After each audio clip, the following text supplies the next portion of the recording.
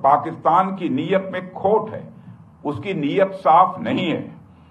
जिस तरह से हाल में पाकिस्तान की फौज ने सर क्रीक के सटे इलाकों में अपना मिलिट्री इंफ्रास्ट्रक्चर बढ़ाया है, वह उसकी नीयत बताता है। साथियों, भारत की सीमाओं की रक्षा भारतीय सेनाएं और बॉर्डर सिक्योरिटी फोर्स मिलकर मुस्तैदी से कर रही हैं। अगर सर क्रीक इलाके में पाकिस्तान की ओर से कोई भी हिमाकत की गई तो उसे ऐसा करारा जवाब मिलेगा कि इतिहास और भूगोल दोनों बदल जाएंगे मेरे साथियों।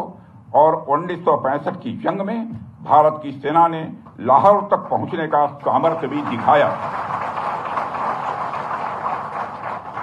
आज 2025 में पाकिस्तान को याद रखना चाहिए कि कराची का एक रास्ता क्रीक से ही होकर गुजरता है। साथियों, आज जब हम यहां सत्य पूजा कर रहे हैं तो हमें मां दुर्गा के उस स्वरूप को भी स्मरण करना चाहिए जब सभी देवताओं की शक्तियों का सम्मिलन हुआ और वह दिव्य शक्ति के रूप में प्रकट हुई। मां दुर्गा इस बात की प्रतीक है कि जब विभिन्न शक्तियां एकजुट होती हैं तभी असुरों का संहार संभव हो पाता है। इसमें हमारी नेशनल सिक्योरिटी इंफ्रास्ट्रक्चर के लिए भी एक मैसेज है। थल सेना, वायुसेना और नौसेना, ये तीनों ही सेवाएं और हमारे और बीएसएफ हमारी यह शक्ति के स्तंभ हैं। जब ये सभी मिलकर कार्य करती हैं तभी हम हर चुनौती का प्रभावी ढंग से सामना कर सकते हैं।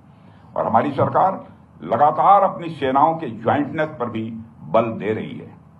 साथियों, आज भी हमें ज्वाइंटनेस का ही एक उदाहरण देखने को मिला है। एक्सरसाइज वरुणास्त्र द्वारा हमारी सर्विसेज की संयुक्त क्षमता का प्रदर्शन देखकर मुझे पूरा भरोसा हो गया कि हम हर चुनौती का सामना करने के लिए तैयार हैं और दुश्मन के हर इरादे को नेस्त नाबूद करने के लिए पूर्ण रूप से तैयार हैं।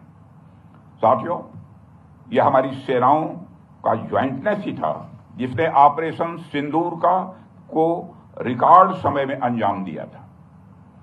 और मैं आज इस अवसर पर ऑपरेशन सिंदूर की सफलता पर अपने वीर जवानों और अधिकारियों को विशेष रूप से बधाई देना चाहता हूं।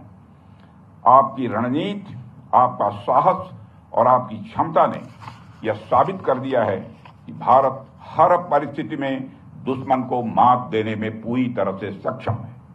मुझे पूरा विश्वास है कि आप सबका साहस, आप सबका शौर्य इसी प्रकार भारत की प्रभुता, संप्रभुता और अखंडता की रक्षा करता ही रहेगा।